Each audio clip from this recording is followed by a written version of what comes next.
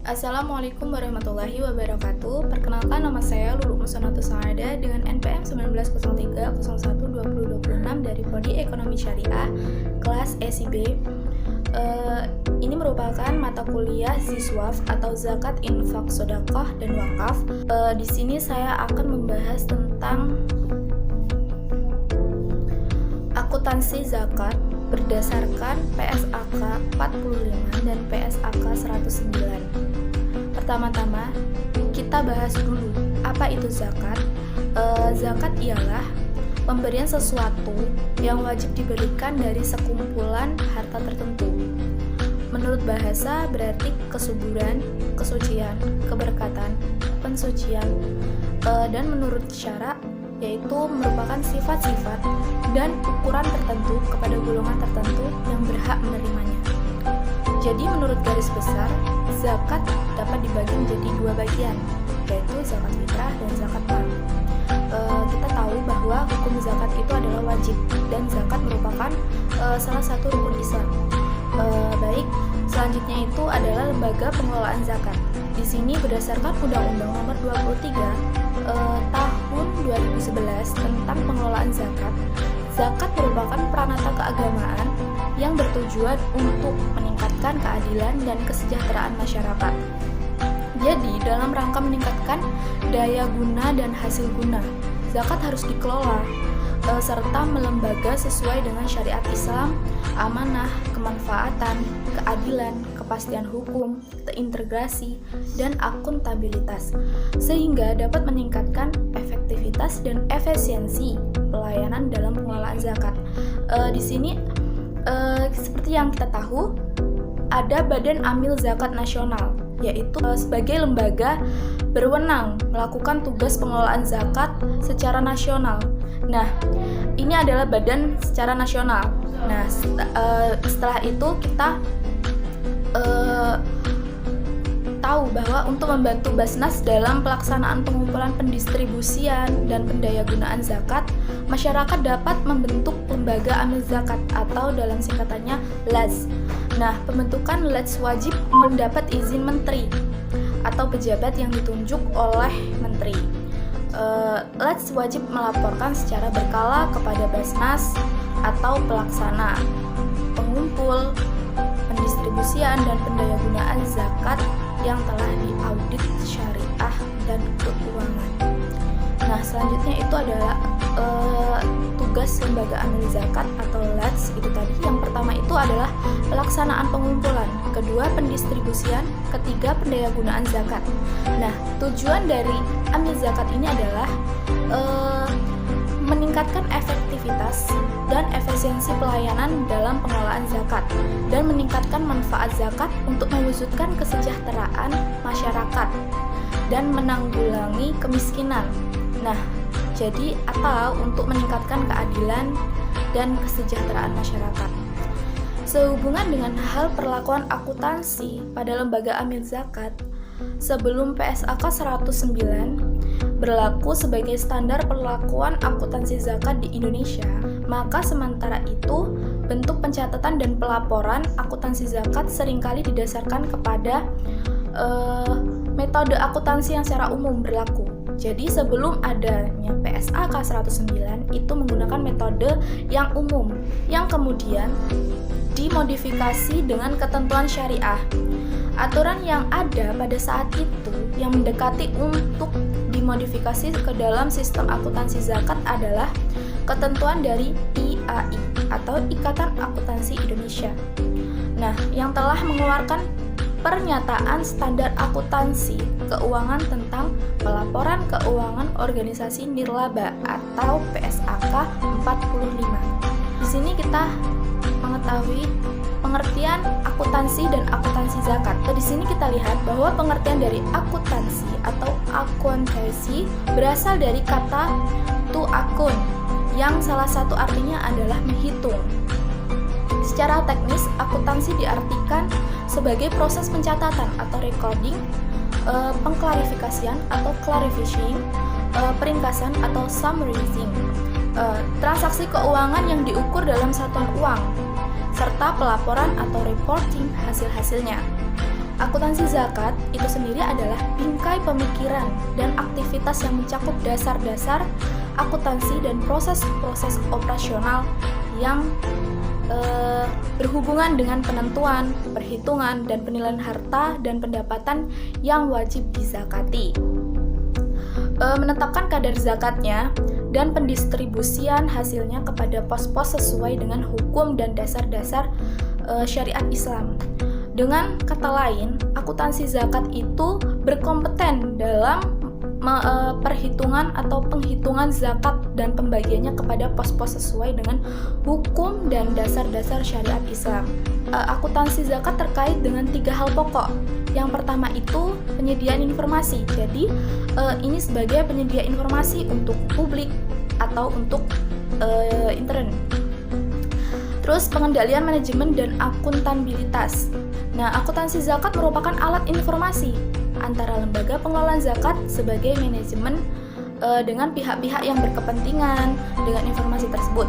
Baik manajemen informasi akuntansi zakat digunakan dalam proses pengendalian manajemen mulai dari perencanaan, pembuatan program, alokasi anggaran, evaluasi kinerja, dan pelaporan kinerja. Selanjutnya untuk pengelolaan zakat itu sendiri berdasarkan undang-undang yang kita bahas tadi sebelumnya itu yaitu nomor 23 tahun 2011 itu membahas tentang pengelolaan zakat. Nah, yang dimaksud dengan pengelolaan zakat adalah kegiatan perencanaan dan pengkoordinasian dalam pengumpulan, pendistribusian, dan pendayagunaan zakat. Disinggung pada ayat atau firman Allah pada surat At-Taubah ayat 60. Nah, di sini kita lihat artinya. Nah, berdasarkan ayat tersebut dapat diketahui bahwasanya pengelolaan zakat bukan semata-mata untuk atau dilakukan secara individual dari muzaki, diserahkan langsung kepada mustahik. Akan tetapi dilakukan oleh sebuah lembaga yang khusus menangani zakat dan memenuhi persyaratan tertentu yang disebut amil zakat. Amil zakat yang terdiri atas Badan Amil Zakat Nasional dan Lembaga Amil Zakat. Jadi itu tadi merupakan institusi yang diatur dalam Undang-Undang Nomor 23 Tahun 2011 tentang pengelolaan zakat. Kemudian menurut Didin Hafidudin, pengelolaan zakat melalui lembaga amil didasarkan beberapa pertimbangan, yaitu yang pertama untuk menjamin kepastian dan kedisiplinan pembayaran zakat.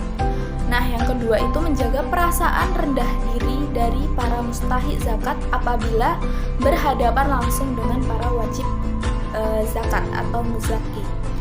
Yang ketiga itu untuk mencapai efisiensi, efektivitas, dan sasaran yang tepat dalam penggunaan harta zakat menurut skala prioritas yang ada pada suatu tempat.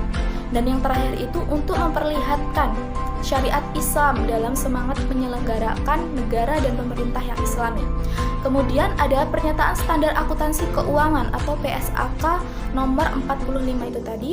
Kita bahas ada dua kan tadi, nomor 45 dan 109. Nah, yang pertama ini kita akan membahas nomor 45. Nah, berikut ini adalah pengertian istilah yang digunakan dalam pernyataan PSAK 45 paragraf 5, yaitu isinya itu pembatasan permanen adalah pembatasan penggunaan sumber daya yang ditetapkan oleh penyumbang agar sumber daya tersebut dipertahankan secara permanen. Tetapi entitas nirlaba diizinkan untuk menggunakan sebagian atau semua penghasilan atau manfaat ekonomi lainnya yang berasal dari sumber daya tersebut.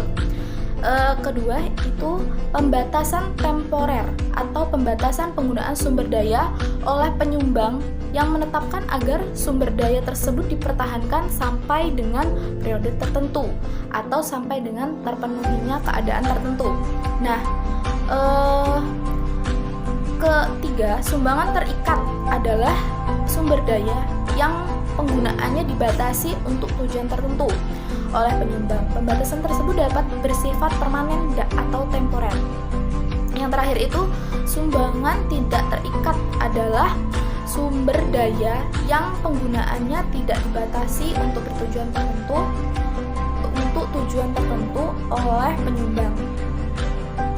Kemudian laporan keuangan entitas nirlaba meliputi laporan posisi keuangan atau neraca pada akhir periode laporan, laporan aktivitas serta laporan arus kas untuk suatu periode pelaporan, dan catatan atas laporan keuangan atau PSAK 45 paragraf 9. Nah, yang kedua kita membahas pernyataan standar akuntansi keuangan atau PSAK 109. Nah, di sini kita lihat istilah-istilah yang digunakan dalam pernyataan standar dengan pengertian PSAK 109 paragraf 5 yang berisi yaitu pertama adalah AMIL sebagai entitas pengelola zakat yang pembentukannya dan atau pengukuhannya diatur berdasarkan peraturan perundang-undangan yang dimaksud untuk pengumpulan dan penyaluran zakat, infak atau sedekah.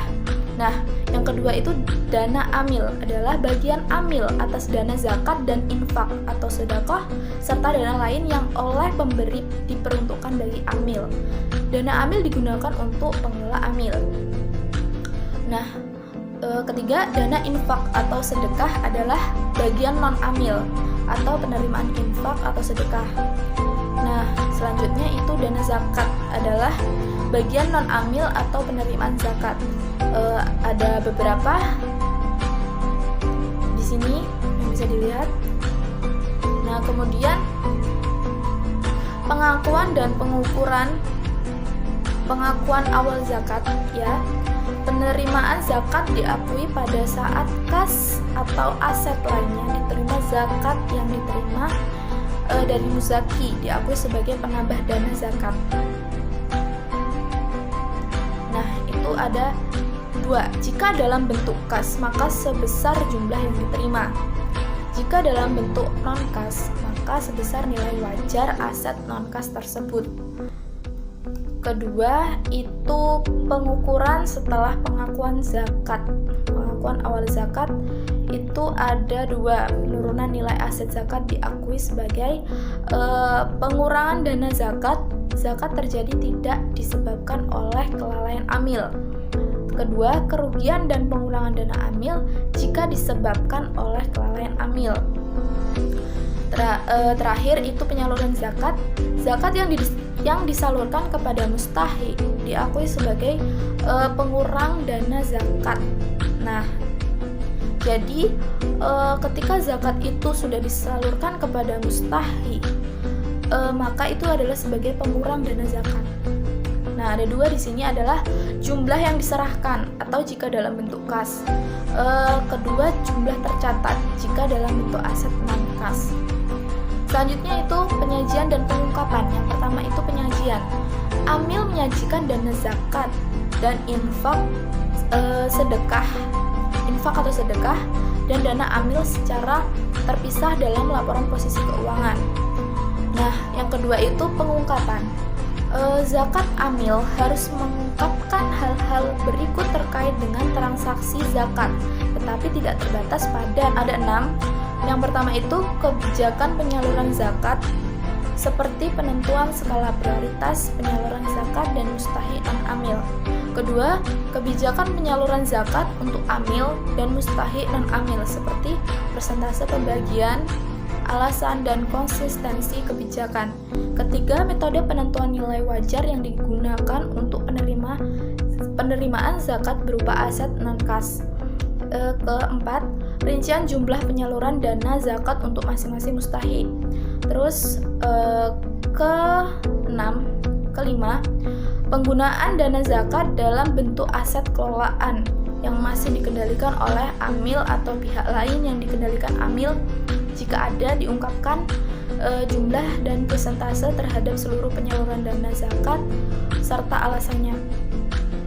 Terakhir, hubungan pihak-pihak berelasi antara amil dan mustahiq yang meliputi sifat hubungan, jumlah dan jenis aset yang disalurkan, dan yang terakhir itu presentasi dari setiap aset yang disalurkan tersebut dari total penyaluran zakat selama periode. Nah, yang terakhir di sini adalah komponen laporan keuangan.